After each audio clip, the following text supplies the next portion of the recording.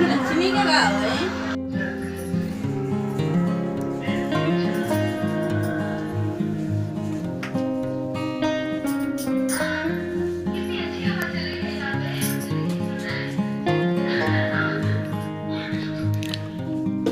तो माता का दरबार लगा दिया गया है। करवा चौथ माता, गणेश भगवान, लक्ष्मी मैया, सभी जने।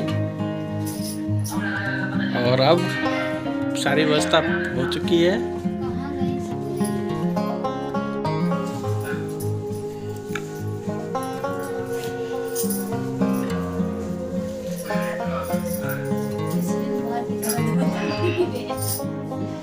ये सब जने कहानी सुनने के लिए बैठ गए हैं। अब माता की कहानी सुनेंगे, पूजा करेंगे और सब कुछ।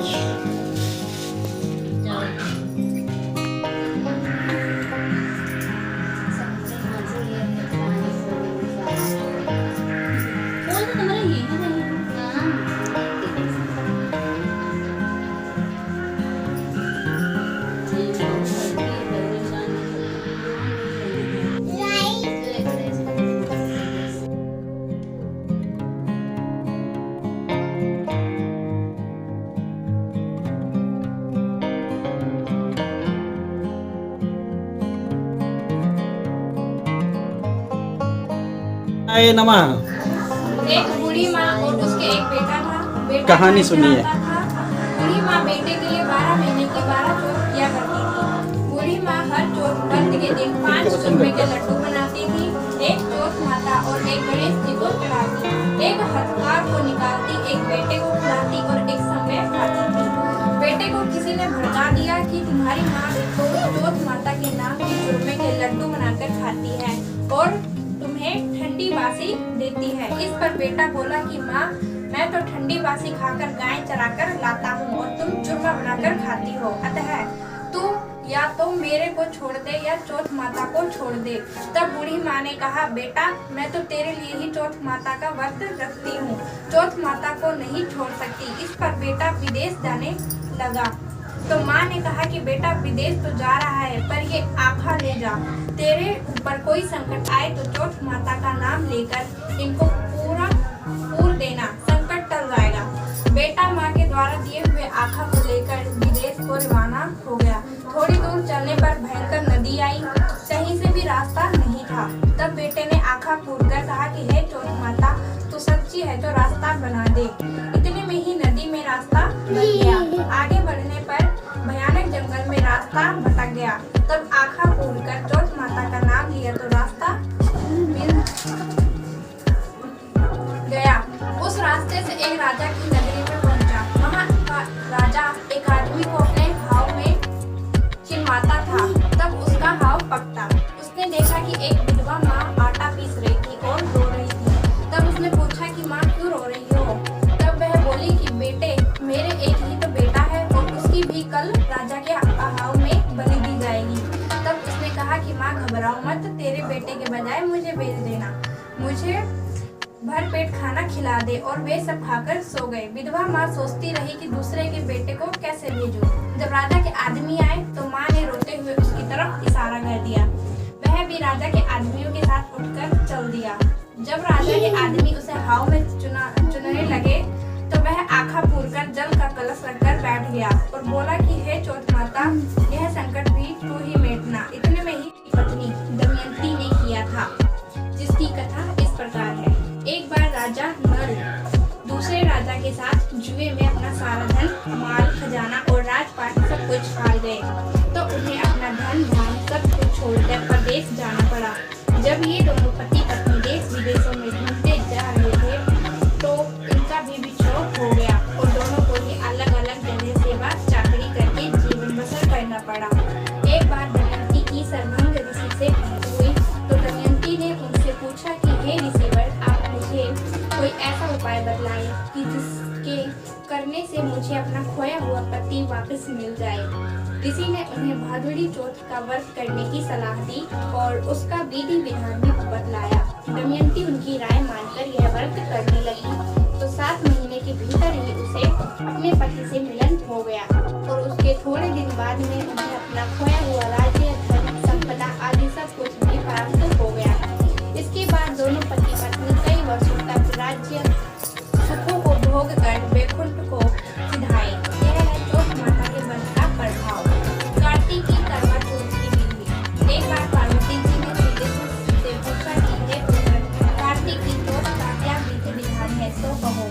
गणेश जी बोले, हे माता, कार्तिक की कृष्ण पक्ष करवा चौथ भी रहती है, क्योंकि इस दिन पूजा में एक मिट्टी का करवा उसमें जल भर के रखा जाता है। कहीं कहीं इसमें गेहूं भरकर रखते हैं, पर राजस्थान में तो जल ही भरकर रखते हैं। जिन लड़कियों की शादी हो जाती है और वे ससुराल में यह व्रत करती हैं, तो पीहर से प्रथम बार शक्कर के करवे बनाकर भेजते हैं। तथा किसी गांव में एक साहूकार रहता था, जिसके 7 लड़के तथा एक लड़की थी। सेठानी और सातों बहुएं चौथ माता का व्रत करती थी। एक बार लड़की ने भी व्रत किया था। राय भोजन के समय वह अपने भाइयों के साथ ही भोजन किया करती थी। उस रोज भी भाई भोजन करने बैठे तो बहन को भी साथ में भोजन के लिए कहा। बहन बोली, नहीं भैया, अभी चांद कहाँ निकला है, मैं तो चांद देखकर भौजाइयों के साथ ही भोजन करूंगी। इस पर एक भाई ने पास के एक नीम के पेड़ पर चढ़कर तथा जलती हुई लकड़ी दिखाकर उसे चलनी आड़ी देकर दिखाया, तो दूसरे भाई ने कहा, देख बहन, चांद भी उगाया है। लड़की बोली थी और उसे भूख भी लग रही थी। उसने आओ देखा न ताओ, बिना माता तथा भौजाइयों को पूछे ही उस प्रकाश को अधैर्य देख वहाँ उसकी बीमारी दिन पर दिन बढ़ती गई और दवा दारू में घर का सारा रुपया खत्म हो गया। घर के सभी स्त्री पुरुष दुखी हो गए। एक दिन उस लड़की को उस करवा चौथ की अपनी गलती की याद आई, तो उसने बहुत पश्चाताप करते हुए चौथ माता से क्षमा मांगी और फिर से व्रत करना शुरू कर दिया और अब तो बहुत ही लगन से व्रत करने लगी। तो गणेश और चौथ माता के लिए कथा कहें। माघी बड़ी तीज चौथ व्रत कथा। एक सेठानी जी की संतान होती थी। एक दिन पड़ोस की औरतों को उसने चौथ की कहानी सुनते हुए देखा और पूछा कि इससे क्या होता है। तो औरतों ने कहा कि चौथ का व्रत करने से अन्न, पुत्र व सुहाग मिलता है। इस पर सेठानी बोली कि हे चौथ माता, मैं नहाई रह जाऊं तो सवा सेर का तिल कुट्टा व चौथ का व्रत भी करूं। बाद में वह नहाई रह गई। सेठानी बोली कि हे चौथ माता, यदि वे छूट हो जाए तो 2.5 सेर का तिल कुट्टा करूं। उसके पुत्र हो गया और पुत्र विवाह हो योग्य भी हो गया। फिर सेठानी बोली कि हे चौथ माता, मेरे बेटे का विवाह हो जाए तो तेरे को 5.25 सेर का तिल कुट्टा करूं। बेटे का विवाह हो गया और बारात रवाना हो गई। चौथ गणेश ने आपस में सोची कि सेठानी जब से नहाई रही है तब से तिलकुट्टा बोल रही है, पर किया कुछ भी नहीं। यदि इसको चमत्कार नहीं बताया तो अपने को कलयुग में कोई नहीं मानेगा। बेटे के 3 फेरे लेते ही चौथ माता गरज के साथ आई और उसे फेरों से उठाकर गांव के बाहर पीपल के पेड़ पर बिठा दिया। वह लड़की घरघोर पूजने के लिए गांव के बाहर जाती तो वह पीपल के पेड़ पर से आवाज देता कि आओ मेरी अध्या प्योरी। उसने दूल्हे का रूप बना रखा था। यह बात लड़की ने अपनी माँ से कही तो उसने भी आकर देखा तो वह उसके ही जमाई निकले। उसने पूछा कि आप यहाँ क्यों बैठे हुए हो?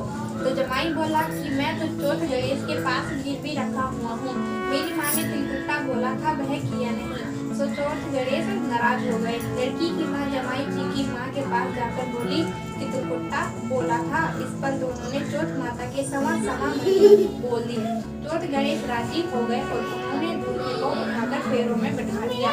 सेठानी के बेटे बहू घर पर आ गए। दोनों ने चौथ माता के सवा मणि कर दी और व्रत करना शुरू कर दिया। विनायक जी की कहानी आती है, इसलिए यहाँ हम एक कहानी दे रहे हैं जिसे हर कथा के समाप्त होने के बाद कहना चाहिए। कहानी। एक गांव में एक ब्राह्मण ब्राह्मणी रहते थे। ब्राह्मण बड़ा ही गणेश भक्त था। उसने अपने ही घर में एक अलमारी में गणेश जी की मूर्ति स्थापित कर रखी थी। वह रोजाना स्नान करके गणेश पूजन करता था और घंटों बैठकर गणेश पुराण का पाठ तथा गणेश जी के ध्यान में लगा रहता था। आरती के समय झालर घंटी आदि बजा कर स्तुति भी करता था। घर बहुत छोटा था और यही एक कमरा था जिसमें ब्राह्मणी जी बैठी रहकर अपना कामकाज करती रहती थी। ब्राह्मण के रोज रोज की इस सेवा पूजा से ब्राह्मणी के हर काम में विघ्न पड़ता था, इसलिए वह रोजाना पति से लड़ती झगड़ती रहती थी, परंतु ब्राह्मण उसकी एक भी नहीं सुनता था। अंत में ब्राह्मणी ने सोचा कि मैं इसकी मूर्ति को ही गायब कर देती हूँ। देखे यह फिर पूजा पाठ यहाँ पर किसके सामने बैठकर करते हैं। उसने वहाँ से उस मूर्ति को उठाकर कमरे के एक कोने में रखकर एक कपड़े से ढक दिया। ब्राह्मण उस समय स्नान करने गया हुआ था। स्नान करके आते ही वह गणेश जी के स्थान के पास गया और घंटी बजाकर पलकर उठाया तो देखा कि मूर्ति ही गायब है। वह अपनी स्त्री पर चिल्लाया कि मूर्ति कहाँ है। वह कुछ नहीं बोली तो ब्राह्मण समझ गया कि यह इसकी करतूत है। दोनों झगड़ने लगे। इनकी हाँ हूँ तथा झगड़ने से बड़ा कोलाहल होते देखकर गणेश जी को जोर की हंसी आ गई। ब्राह्मणी ने दौड़कर मूर्ति का कपड़ा उठाया और देखा तो क्या देखती है कि वह गणेश मूर्ति जोर जोर से हंस रही है। दोनों स्त्री पुरुष ये देखकर उनके चरणों में पड़ गए। गणेश जी महाराज बोले कि हे ब्राह्मण देवता, मैं तेरी भक्ति से प्रसन्न हूँ। यह कहकर उन्होंने उसके घर को सोने चांदी की मुहरों व रुपयों से भर दिया और पुत्र प्राप्ति का वरदान देकर अंत ध्यान हो गए। ब्राह्मण देवता ने उस धन से बड़ा भवन और पास में ही गणेश जी का मंदिर बनवा दिया। इधर 10वें महीने उसके एक सुंदर पुत्र ने जन्म लिया और तीनों प्राणी अब बहुत बड़े वैभवशाली पुरुषों का साथ जीवन बिताने लगे। बोलिए श्री गणेश जी महाराज की जय हो।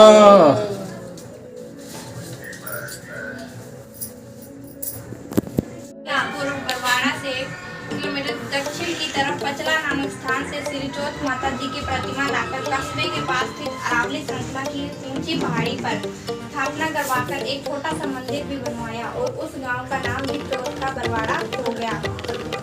श्री भीम सिंह जी द्वारा ही अपने पिता की स्मृति में गांव के बाहर एक विशाल छतरी जिसमें शिवलिंग स्थापित करवाया तथा पास ही एक तालाब भी बनवाया। छतरी आज भी बीजन की छतरी के नाम से तथा तालाब सिद्ध तालाब के नाम से प्रसिद्ध है।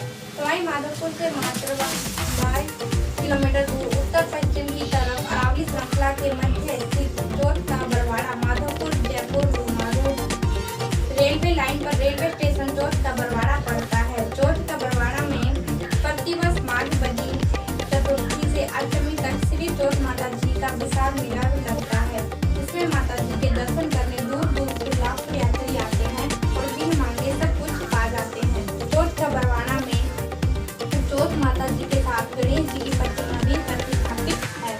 चौथ गणेश की प्रतिमा साथ साथ होने से इस स्थान का विशेष चमत्कार है। माता जी के मंदिर में श्री भैरव महाराज जी विराजमान है।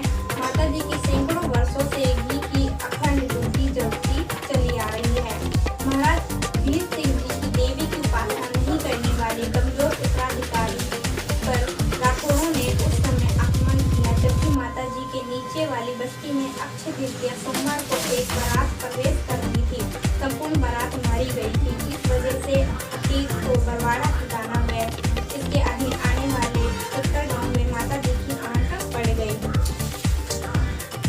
आखा तीज को आज भी ठिकाना बरवाड़ा गए गाँव में शादी विवाह नहीं होते हैं।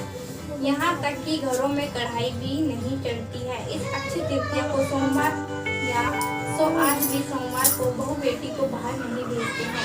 आज से लगभग 40 वर्ष पूर्व माता जी के परम भक्त सात सिख ठिकाने के जागीरदार महाराज श्री फतेह सिंह जी ने जयपुर नरेश की तरफ से युद्ध लड़कर अदम्य वीरता दिखाई थी। कहावत है गणेश जय गणेश जय गणेश देवा, माता जाकी पार्वती पिता महादेवा। गणेश जय गणेश जय गणेश देवा, माता जाकी पार्वती पिता महादेवा। का भोग लगे संतन सेवा, लड्डुअन का भोग लगे संत करे सेवा। दंत दयावंत चार भुजाधारी, ते पर दिल की सवारी। गणेश जय गणेश देवा, राजा की पार्वती पिता महादेव। इनको हाथ में कोड़िन को काया, इनको आँख दे कोड़िन को काया। इनको पुत्र देख निर्धन मन को माया, फूल चढ़े और चढ़े मेवा, हार चढ़े फूल चढ़े और चढ़े मेवा, भोग लगे कंस करे सेवा, गणेश जय गणेश जय गणेश देवा, पार्वती अम्बे मैया जय श्यामा गौरी, मांग सिंदूर विराजत टीको मृगे गौरी, मैया जय श्यामा गौरी, तुमको निस दिन दावत, तुमको निस दिन दावत, हरि ब्रह्मा शिव जी जय अम्बे गौरी, मांग सिंदूर विराजत टीको मृग मद को, मैया टीको मृग मद को, उज्ज्वल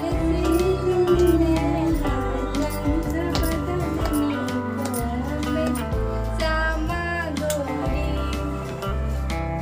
कनक श्याम कलंबर रक्तांबर राजी, मैया कनक खपर धारी, सुर नर मुनि सेवक तिनके दुख हारी, मैया जय रामा गौरी, कानन कुंडल शोभित नासा मोती, कोटिक चंद्र दिवागर राजत सन ज्योति, सुबनी निडार महिषासुर कर ले कर ले कर ले।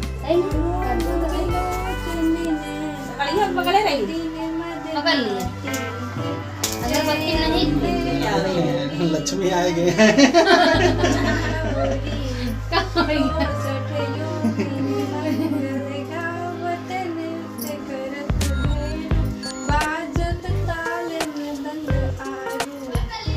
घूमे नहीं घूम ले घूम ले खड़ग कपर धारी, वांछित फल पावत, सेवत नर नारी।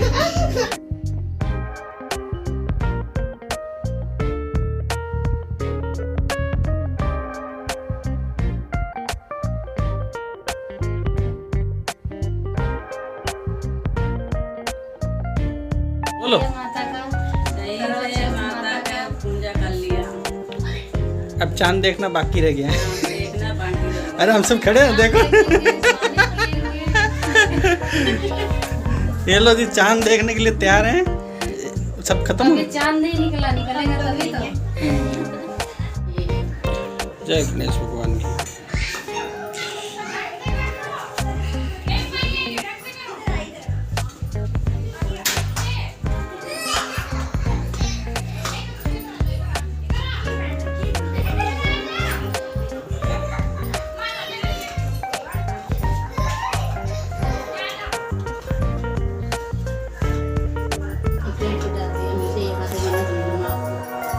उल्टा हाथ चला है, यहाँ तो पचता ही नहीं बनता है।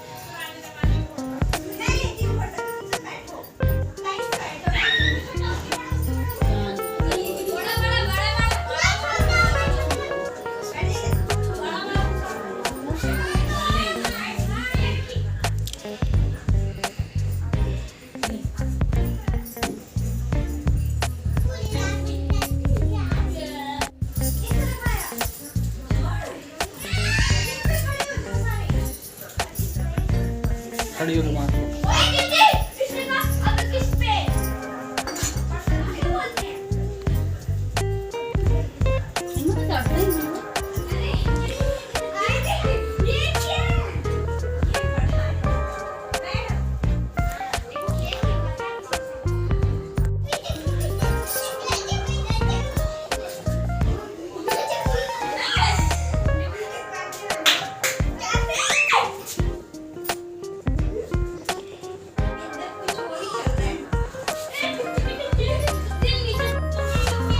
तो चांद निकल आया है।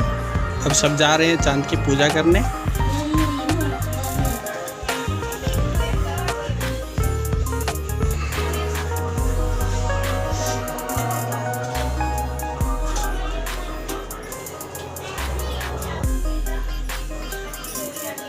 चलो चांद देखने।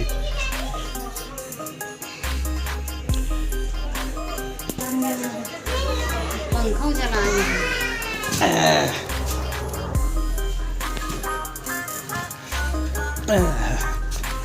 खड़ी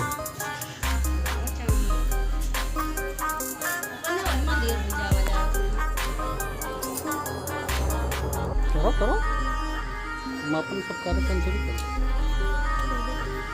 पहले चांद देखा जाता ना, पहले आरती है।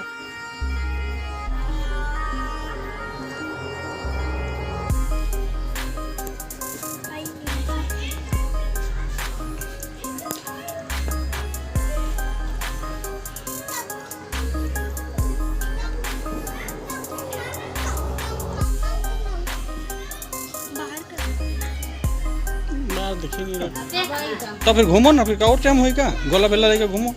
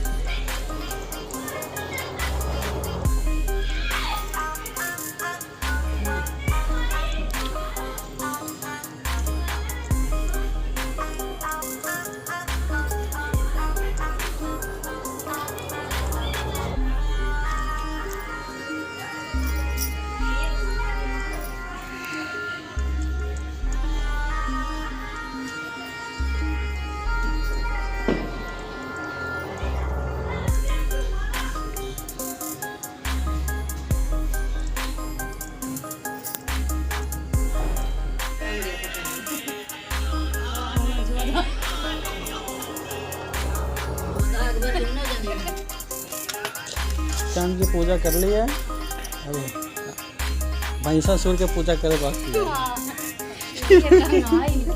बड़ा बड़ा मोबाइल है देखे मेरे।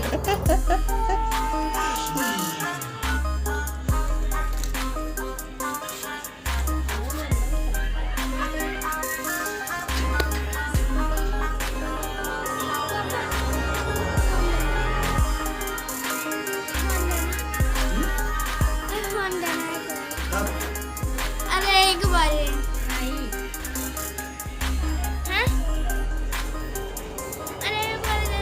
चैलेंज कर दिया ओ ये मुझे अच्छा उनके ही गई।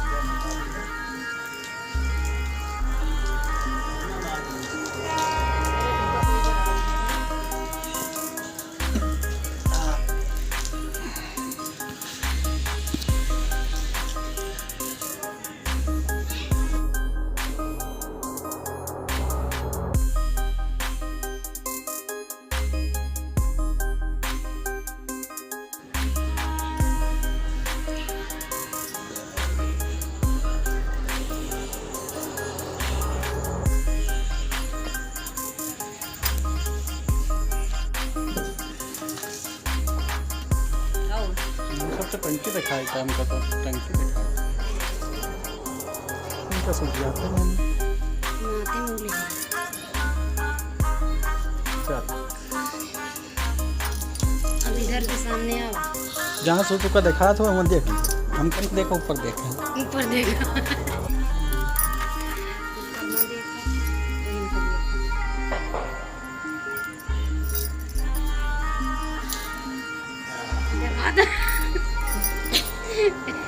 बड़ा बड़ा दिखा था।